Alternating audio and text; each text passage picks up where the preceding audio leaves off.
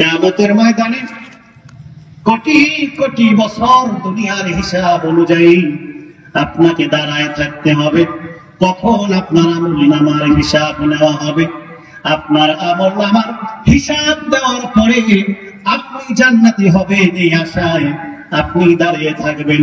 50,000 বছর আপনি সেখানে দাঁড়িয়ে থাকার পরে আপনাকে আপনার হিসাবের ব্যাপারে কোন রকম আল্লাহর পক্ষ থেকে সাড়া আসে না। তখন মানুষেরা কি বলবে বলেন? লাউ ইস্তাশফানা ইলা রাব্বিনা ফায়ুরিহুনা মিন মাকানিনা। আল্লাহ যদি আমাদের এই মুহূর্তে হিসাব নিকাশটা নিত, যদি কারো দ্বারা আমরা আমাদের ব্যাপারে সুপারিশ করাতে পারতাম, আমরা যদি আমাদের ব্যাপারে রবের কাছে কারো মাধ্যমে যদি আমরা একটু সুপারিশের ব্যবস্থা করতে পারতাম, তাহলে হাজার হাজার বছর এই হাসরের ময়দানে আমাদের দাঁড়িয়ে থাকা লাগতো না। মানুষের হাসরের ময়দানে দাঁড়িয়ে থাকতে থাকতে অস্থির হয়ে যাবে। এক একজন মুমিন আর একজন মুমিনের সাথে আলাপ করবে, কতদিন আমরা আর এই ময়দানে দাঁড়ায় থাকবো? আমাদের হিসাব নিকাশের কোনো ব্যবস্থাই তো হচ্ছে না। নাকি আমরা জান্নাতি নাকি আমরা জাহান্নামী, এই ব্যাপারে তো কোনো ফয়সালা আমরা এখনো পাইতেছি না। যদি পাইতাম ফায়ুরিহুনা মিন মাকানিনা, আমাদের এই জায়গা থেকে আমরা একটু অবসর হতাম, আমরা হয়তো ওই জায়গা থেকে পরিত্রাণ লাভ করতাম। মা নুআখিরুহুম ইল্লা লিআজালিন মা'দুদ يوم يأتي لا تكلم نفس إلا بإذنه فمنهم شقي وسعيد। সেই দিনকারে শুধু হিসাব দেওয়ার জন্য মানুষরা অস্থির হয়ে যাবে। হিসাব দ্রুত দিতে হবে, এই জন্যই সুপারিশের প্রয়োজন হবে। শুধু সুপারিশ দিয়ে জান্নাতে যাবেন এটা না, এটা আরো পরের কথা। কেন আমাদের ফয়সালা হচ্ছে না? কেন আমাদের হাসরের ময়দানে আমাদের হিসাব নিকাশ হয় না? আর কতদিন আমরা দাঁড়ায় থাকবো? এই জন্যই আমরা রাসূলের কাছে সুপারিশের জন্য যাব। সমস্ত মানুষেরা বলবে যে জান্নাত জাহান্নামে যাবে তো পরের কথা, আমাদের ব্যাপারে কোনো ফয়সালাই হয় নাই। আল্লাহ পাক বলেন ওমা নুআখিরুহু ইল্লা লিআজালিন মা'দুদ। আমি যে বিলম্ব করেছি তার কারণ হলো দীর্ঘ একটা সময় পর্যন্ত আমার সাথে আর আমার হাবিবের সাথে কথা হবে না, আমার সাথে আমার বান্দার সাথে কোনো কথা হবে না, আমার সাথে আমার নবীদের কোনো কথা হবে না। সকলকে স্টপ করে রেখে দিয়েছি ইল্লা লিআজালিন মা'দুদ। নির্দিষ্ট একটা সময় পর্যন্ত আমি হাসরের ময়দানে কারোর সাথে কথা বলবো না। সমস্ত মানুষগুলা হাসরের ময়দানে শুধু দাঁড়ায় থাকবে, যার যার অবস্থানে দাঁড়ায় থাকবে, আর মাথার ঘামগুলো টপ টপ করে পড়তে থাকবে। উপর দিয়ে সূর্যটা আস্তে আস্তে করে নিচের দিকে নামবে, মানুষগুলো স্থির হয়ে যাবে। শুধু আমাদের হিসাব হিসাব করার জন্য মানুষ ব্যস্ত হয়ে যাবে। সেই দিনকার অনুভব হয়ে লাউ ইস্তাশফানা ইলা রাব্বিনা, আমাদের পক্ষ থেকে যদি কোনো সুপারিশকারী আজকের সুপারিশ করতো, দ্রুত আমাদের হিসাবটা দিয়ে অন্তত আমরা জান্নাতে যেতে পারতাম। এই হিসাব শুরু করার জন্যই আল্লাহর নবীর কাছে আমরা সুপারিশ করব। আমার আল্লাহ রাব্বুল আলামিন বলেন সেই দিনকারে কেউ আমার পারমিশন ছাড়াও কথা বলতে পারবে না। يوم لا يتكلم نفس إلا بإذنه فمنهم شقي وسعيد। সুবহানাল্লাহ। সেই দিনকার কেউ কথা বলবে না, কোন আত্মা কোন রূহ সেই দিনকারে কোন মানুষ কথা বলবে না আমার পারমিশন ছাড়া। দাঁড়ায় থাকো 50,000 বছর, কেউ কথা বলবে না, শুধুমাত্র আমি পারমিশন দেবো, তারপরে বলবে। সেই দিন কেউ হবে সাঈদ, কেউ হবে শাকী, কেউ হবে হতভাগ্য, কেউ হবে ভাগ্যবান। বলো আলহামদুলিল্লাহ। আল্লাহ আমাদের ভাগ্যবান কাতারে মঞ্জুর করুন। বলো আমি। সেই দিনকারে রাসূল সাল্লাল্লাহু আলাইহি ওয়াসাল্লামের কাছে মানুষেরা যাবে, তো রাসূলকে তো খুঁজে পাচ্ছে না।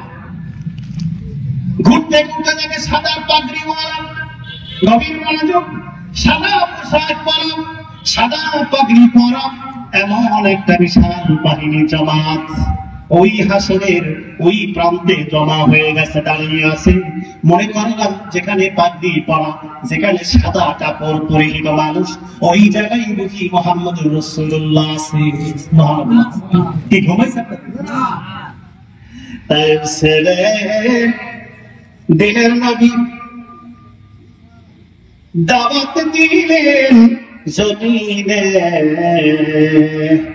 রক্ত সারে রঙিন হইলেন উম্মতের মায় পরে। জোরে সাইয়্যিদিনা মাওলানা মুহাম্মদ ওয়া আলা আলি সাইয়্যিদিনা মাওলানা। তায়েফে গেলেন নবী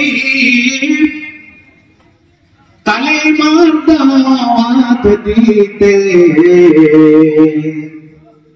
কাফের বেদিন মারলো পাথর ওই নুরানি চেহারাতে। আল্লাহুম্মা সাল্লি আলা সাইয়্যিদিনা মুহাম্মদ وعلى آل سيدنا مولانا محمد। ওই আল্লাহর নবীকে খুঁজবে, ওই লোকগুলোর কাছে গিয়ে দেখে নবী ওখানেও নাই। ওখানে গিয়ে দেখে আমাদের আদি পিতা হযরত আদম নবী। কারা দেখছে? ওই কোনায় দেখা যায় মানুষের ভিড়, সবাই সাদা পাগড়ি পরা এবং সকলে সাদা কাপড় পরিহিত। সমস্ত মানুষগুলো ওই কর্নারে গিয়ে দাঁড়িয়ে গেল, মনে করেছে মানুষরা ওইখানে মুহাম্মদুর রাসূলুল্লাহ। কিন্তু সেখানে গিয়ে দেখো সেখানে রাসূলুল্লাহ নাই। সেখানে গিয়ে সাক্ষাৎ পাইলেন আমাদের আদি পিতা হযরত আদম। গিয়া বললেন, ফায়াকুলুন, তাকে বলতে লাগলেন, ও আমাদের আদি পিতা, আজকের হাসরের ময়দান দাঁড়াতে আমরা শেষ। সূর্যের তাপে আমাদের মাথা টসটস করে, কতদিন দাঁড়িয়ে থাকবো আমরা? দাঁড়াতে দাঁড়াতে সূর্যের আলোতে, সূর্যের তাপে আমরা কালো হয়ে গেছি। আমরা আর সহ্য করতে পারি না, আমাদের মাজা ব্যথা, আমাদের পা ব্যথা হয়ে গেছে। এখন আমরা জমিনে লুটায় পড়া ছাড়া আর কোনো উপায় নাই। আপনি একটু আপনার রবের কাছে আমাদের জন্য একটু সুপারিশ করে দেন। সেই সুপারিশটা জান্নাতের জন্য নয়, সেই সুপারিশটা হবে রাসূল সাল্লাল্লাহু আলাইহি সাল্লামের হাদিসে প্রমাণ করে, সেই সুপারিশ হবে শুধু হিসাব নেওয়ার জন্য। হিসাব নিচ্ছে না। আপনি গেলেন, কাঠ নিয়ে দাঁড়িয়ে আছেন সেই সকাল থেকে 10টা পর্যন্ত, এখন কোনো সিরিয়াল ডাকতেছে না। আপনার এলাকার লোকের নাম ডাকতেছে, আপনি কতক্ষণ থাকবো? শুধু এতটুকু বলা যায় কিনা যে ভাই কি নিসনেকি মারা লোকদের লিস্টির একটু হাতে নেন না, তাহলে তো আমাকে ডাকবো, ঠিক কিনা বলেন? তো আখিরাতের ময়দানে বিচারের কোনো কাজই শুরু করছেন না, তাতেই আপনি 50,000 বছর। সুবহানাল্লাহ বলেন। ওই দিনের কথা মনে থাকবে, একটু বাড়িতে গিয়ে মনে করবেন। সবটাই দুনিয়া না, সবটাই দুনিয়া। আরো আছে কিন্তু আপনাদের জন্য, আমাদের জন্য বহু কিছু আছে, সব এই দুনিয়া না। কবরেও তো কোটি কোটি বছর, তারপরে যাবেন আখিরাতে, সে অনেক লম্বা পথ সামনে রয়েছে। অতএব এই দুনিয়ার জীবনই আমাদের জীবন। আদম আলাইহিস সালাতু ওয়াস সালাম বললেন, লাস্তু লাহা ওয়ালাকিন আলাইকুম বিইব্রাহিম ফাইন্নাহু খলিলুর রহমান। সুবহানাল্লাহ বলেন। আসলে এই ব্যাপারে আজকের খুব যুক্ত না, এই ব্যাপারে আমি রবের কাছে কোনো সুপারিশ করতে পারবো না।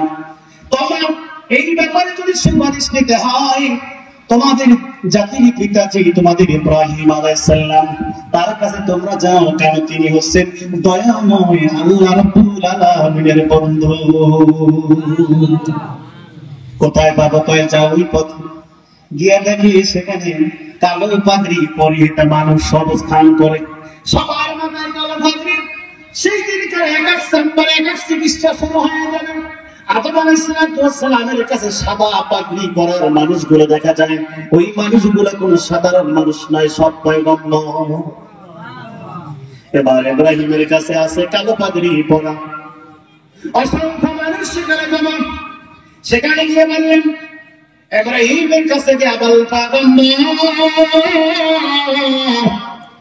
আমরা আপনার এই জাতি আমরা সুবহানাল্লাহ বলেন।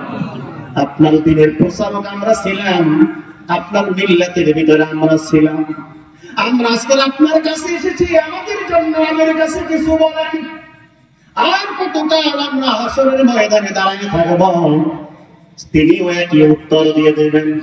হাদিস খানা আবু দাউদে আছে, মিশকাত শরীফ আছে, হাদিস খানা মুসলিম শরীফের ভিতরে আছে, অসংখ্য কিতাবের ভিতরে বিশুদ্ধ সনদে বর্ণিত হয়েছে। সেখানে আবার ইব্রাহিম বলেন, লাসতুলাহা ওয়ালাকিন আলাইকুম বিমুসা ফাইয়াহু কালিমুল্লাহ। আমি এই ব্যাপারে পারব না। ও নিস্তাকিবার আমার প্রিয় প্রিয় ভাইরা, নবীজির দয়া মায়া যদি চোখ দিয়ে পানি না পড়ে মহব্বতে, কিয়ামত তোমার জন্য বরবাদ হবে, নিশ্চিত কোনো সন্দেহ নাই। যার সিনাটা রাসূলুল্লাহর মহব্বতে আর উপরেরটা রাসূলের চরিত্রে যে গুছাই নিতে পারছে, ওই মানুষটা যেন আশা না করে কিয়ামতের ময়দানে নবী আমার দিকে তাকাবে। সুবহানাল্লাহ। আমরা সেই রাসূলের সুনজর আখিরাতে কামনা করি। কারা কারা হাত জাগাই? আল্লাহ কবুল করুন, আমিন। ইব্রাহিম বললেন, মুসার কাছে যাও। মুসা সে আল্লাহর সাথে কথা বলেছিল, তুর পাহাড়ে আল্লাহর সাথে তার টকিং হয়েছে, তাকে কালিমুল্লাহ কিতাব দেওয়া হয়েছে। মুসার কাছে যাও, ওই কথারে মুসা সবুজ পাগড়ি বেঁধে তার পাশে মানুষ বসা।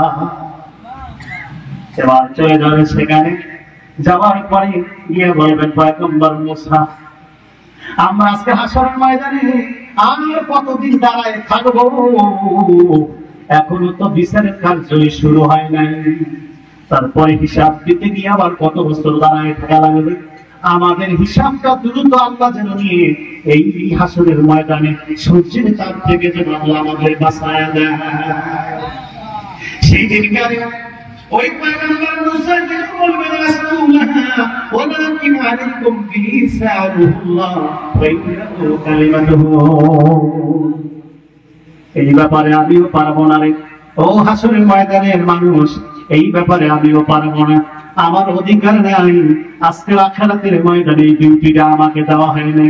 এই আদর্শ, এই হুকুম, এই আদর্শ, এই পারমিশন, এই দায়িত্ব, এই চরিত্রের অধিকারী যিনি হবেন, আমি তোমাকে দেখায় দেই। এই যত কর্নারে দৌড়াদৌড়ি করছা, দৌড়াদৌড়ি করতে হবে না। আমার আল্লাহ রাব্বুল আলামিনের সিংহাসনটা যেখানে, তার ডান পাশে রয়েছে আখেরি নবী। আল্লাহু সুবহানাল্লাহ। পাইলে নিরালাই নবী, পাইলে নিরালাই, বলেন না, পাইলে নিরালাই নবী, পাইলে নিরালাই। দুই কদমে চুমু খাবো, দুই কদমে চুমু খাবো, সরল ধুলি মাখবো গায়ে। পাইলে নিরালাই নবী, পাইলে নিরালাই। সবাই বলেন, পাইলে নিরালাই নবী, পাইলে নিরালাই। দুই কদমে চুমু খাবো, দুই কদমে চুমু খাবো, সরল ধুলি মাখবো গায়ে। পাইলে নিরালাই নবী, পাইলে নিরালাই। উম্মতি উম্মতি বলে কাঁদিলেন নবীজি মন ভরে। উম্মতি উম্মতি বলে কাঁদিলেন নবীজি মন ভরে। মদিনার ওই সোনার ঘরে, মদিনার ওই সোনার ঘরে আছেন তিনি সর্বদাই। পাইলে নিরালাই নবী, পাইলে নিরালাই, পাইলে নিরালাই। দুই কদমে চুমু খাবো, দুই কদমে চুমু খাবো, চরণ ধুলি মাখবো গায়ে, পাইলে মেরা নাই নবী, পাইলে দিনালায় আমিন। আরো জোরে কর, আরো জোরে কর আমিন। আল্লাহর নবীর কাছে যাই, ইয়া রাসূলুল্লাহ হাবিবাল্লাহ, আপনাকে খুঁজে খুঁজে আমরা হয়রান হয়ে গেছি। কখনো আদম নবীর কাছে, আবার কখনো ইব্রাহিম নবীর কাছে, আবার কখনো মুসা নবীর কাছে, আবার কখনো ঈসা নবীর কাছে। কেউ আমাদেরকে গ্রহণ করে নাই, কেউ আমাদের দাবি শুনে নাই, কেউ আজকে আমাদের অভিযোগের কথা কেউ শুনে নাই, কেউ আমাদের উপকারে আসে নাই। শেষ পর্যন্ত আপনার সন্ধান পেয়েছি। আপনার রবের কাছে আমাদের ব্যাপারে একটু সুপারিশ দেন, তিনি যেন আমাদের আদার করে না রাখেন, তিনি যেন আমাদের বিচারের কাজ শুরু করে। ও ভাই, আপনারা কারা কারা মনে করেন কিয়ামতের ময়দানে আমার নবী সুপারিশ করবেন? কাকে মনে করেন? যারা যারা মনে করবে তারাই আশাবাদী। আল্লাহুম্মা আমিন। আল্লাহুম্মা আমিন। ভাই আল্লাহ নবীজি সাথে সাথে আল্লাহর দরবারে সুপারিশ করবেন। এই সুপারিশটা জান্নাতে নেওয়ার জন্য না, এই সুপারিশটা হবে হিসাব নিকাশ কেন শুরু হয় না, এই জন্যই হবে রাসূল কিয়ামতের ময়দানে 5 ভাগের সুপারিশ করবেন। কয় ভাগে? 1 নম্বর হলো শাফাআতুল লিফাতিল হিসাবে। 1 নম্বর হলো হিসাব নিকাশ শুরু করে আল্লাহ কেন করে না, হিসাব নিকাশ শুরু করার ব্যাপারে প্রথম সুপারিশ। সেই সময়ের কথাটাই আমি এখন বলছি, প্রথম ভাগের কথা আমি এখন বলছি। আল্লাহ নবী সিজদা করবেন, দীর্ঘ সময় সিজদায় পড়ে, সেই দিন কারো 2 চোখের পানি ফেলবে, সেই দিন 2 চোখের পানি ফেলে বল, আল্লাহ আজকে তারা শেষ সুযোগটা আমার কাছে দিছে। তুমি তো বলছো ওয়ালা সাওফা ইউতিকা রাব্বুকা ফাতারদা, ওয়ালা সাওফা ইউতিকা রাব্বুকা ফাতারদা। আখিরাতের ময়দানে আপনি তো আমাকে খুশি করবেন, আপনি তো আমাকে অবশ্যই অচিরেই আপনি আমাকে খুশি করবেন। সেই অপেক্ষা আমি ছিলাম। সমস্ত নবীরা তার সুযোগটা দুনিয়াতে মিটাই নিয়েছে, আমি রাসূল সব মিটাই নাই, আমি হাতে রেখে দিয়েছিলাম। আজকে আখিরাতের ময়দানে আজকে সেই তোমার কাছ থেকে আমি সুযোগ লাভ করতে চাই, তুমি আমাকে খুশি করো। আমার সমস্ত এই হাসরবাসীর জন্য আজকের দ্রুত হিসাব নিকাশ করে যার যার জায়গায় তারে পৌঁছায় দাও। আগে হিসাবটা হোক, তারপরে কোথায় কি করা লাগে হিসাবই তো শুরু হচ্ছে না। আল্লাহ রাসূল সাল্লাল্লাহু আলাইহি ওয়াসাল্লাম হাদিসের ভিতরে বলেন, সেই দিন কালামার লাভ করবেন, ইয়া মুহাম্মাদ ইরফা রাসাকা ওয়াশফা তুশফা ওয়াসাল্তু তাহযুল বলুন সুবহানাল্লাহ। নবী মুহাম্মদ সাল্লাল্লাহু আলাইহি ওয়াসাল্লাম, আজকে তো আপনার চোখের পানি ফেলার কোনো দিন নয়, আজকে হলো আপনার আনন্দের দিন। যে আবু জেহেল আপনাকে অত্যাচার করেছিল, ও আজকে জাহান্নামে। আর যে আবু বকর আপনাকে কথা শুনে আপনার জন্য জীবন কোরবান করেছে, ওই আবু বকরকে নিয়ে আপনি যাবেন আজকের জান্নাতে। আজকের আপনার আনন্দের দিন, আজকের কাদার দিন নয়। বলেন কেন কাঁদেন? আপনার মাথা তুলে আপনি কি সুপারিশ কামনা করেন? কহ আমি সুপারিশ কামনা করি। কয় হ, তাহলে আপনি যা চাবেন এখনই দেওয়া হবে, এখনই দেওয়া হবে। অনেক মানুষ বলেন নবী সুপারিশ করবেন তো দূরের কথা, উম্মতের জন্য নিজেরই খবর থাকবে না। জোরে বলা যাবে কি? নাউযুবিল্লাহ। নবীজি কিয়ামতের ময়দানে সুপারিশ করবেন, শুধু নবীজি না, ছেলে বাপকে করবে, বাপ ছেলেকে করবে, ছাত্র উস্তাদকে করবে, উস্তাদ ছাত্রকে করবে, কোরআনের হাফেজ সুপারিশ করবে, আদমি সুপারিশ করবে। এর অসংখ্য দলিল হাদিসের কিতাবে পড়ে আছে। সময়ের সাথে কিছু কথা সম্ভব হলে বলবো। সেই দিন কারণে রব্বুল আলামিন রাসূল সাল্লাল্লাহু আলাইহি ওয়াসাল্লাম সুপারিশ শুরু করবেন। 1 নম্বরের সুপারিশটা হয়ে যাবে হাসরের ময়দানে হিসাব নেওয়ার ব্যাপারে। এবার শুরু হয়ে গেল হিসাব নিকাশ। 2 নম্বরে হিসাব নিকাশের 2 নম্বরে শাফাআত রাসূল করবেন। শাফাআত লিজামাতিন মিনান নাসি আইয়াদখুলুল জান্নাতা বিগাইরি হিসাব। আল্লাহ নবী বলেন, হিসাব নেওয়ার পরে পরে আমার একটা সুপারিশ চলে যাবে আল্লাহর দরবারে। আল্লাহ ওয়াদানি রব্বি ও আল্লাহ তুমি তো আমার সাথে ওয়াদা করেছিলে, কি ওয়াদা? ওয়া আইয়াদখুলাল জান্নাতা মিন উম্মতি ৭০,০০০। সুবহানাল্লাহ। আপনি তো ওয়াদা করেছেন বিনা হিসাবে ৭০,০০০ আপনার উম্মতরে আমি এক মুহূর্তের জন্য জান্নাতে দেব। ওই ৭০,০০০ আগে নিতে হবে।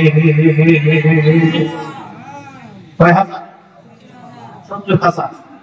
এবার ৭০,০০০ নেওয়ার পরে একবার ৭০,০০০ যাওয়ার পরে হাদিসে নবী বলেছেন ওয়া মা কুল্লা আলফিন মিনাস সাবর।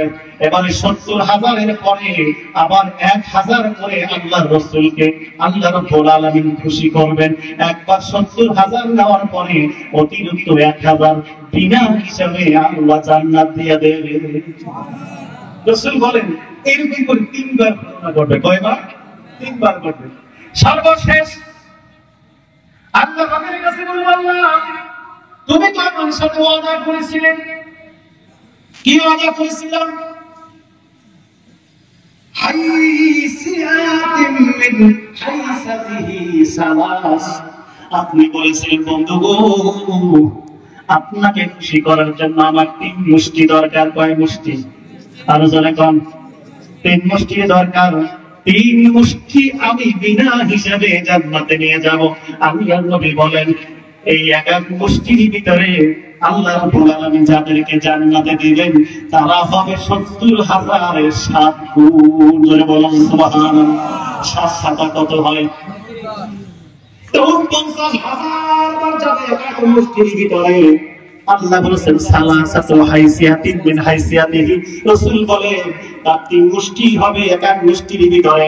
ওই ৭০,০০০ প্রথম মাপ করা হয়েছে, তার ৭ গুণ বেশি করে এক এক মুষ্টির ভিতরে আমার আল্লাহ জান্নাতে আগে দিয়ে দিবেন।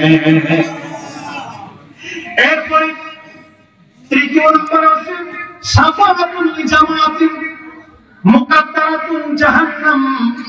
সেই মানুষদেরকে জাহান্নাম নির্ধারিত হয়ে গেছে, কারণ জীবনে যত গুনাহ করেছে এখন জাহান্নাম তার জন্য আবশ্যক হয়ে গেছে। আল্লাহ রাসূল বলেন ওই আবশ্যক হয়ে গেছে জাহান্নামী এমন মানুষদের ব্যাপারে আমি আল্লাহ রাসূল আখিরাতের ময়দানে সুপারিশ করব। এরপরে ৪ নম্বরে শাফাআতুল লিজামাতিন মিনান নাস আল্লাতী ইউআকিবুনা ফি আযাবে জাহান্নাম। বসে যাদেরকে জাহান্নামে আযাব চলতেছে, যাদের উপরে জাহান্নামের আযাব চলছে, আযাব শুরু হয়ে গেছে, এমন মানুষদেরকে আমি সুপারিশ করে করে আমি জান্নাতে নেব। আল্লাহ পাকের হুকুম ছাড়া সুপারিশ করবে না। তবে কি বলেন? আল্লাহ পাকের হুকুম লাগবে, তার সুপারিশ লাগবে। কোরআনুল কারীমের ভিতরে আল্লাহ রাব্বুল আলামিন বলে দিয়েছে আমিত্তাখাযু মিন দুনিল্লাহি সুবহানাহু।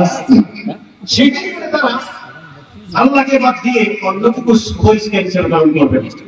কুল্লিল্লাহি শাফাআতু জামিয়া।